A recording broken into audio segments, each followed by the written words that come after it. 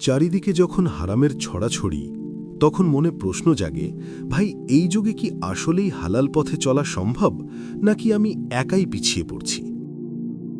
মিথ্যা বলে একটু বেশি লাভ কিংবা ভুল পথে দ্রুত বড় হওয়ার হাতছানি আমাদের খুব কাছেই থাকে।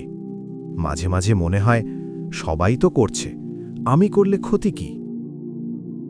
সত্যি বলতে কি, হালাল পথে থাকাটা এখন অনেক সময় জ্বলন্ত কয়লা হাতে রাখার মতো কঠিন মনে হয়।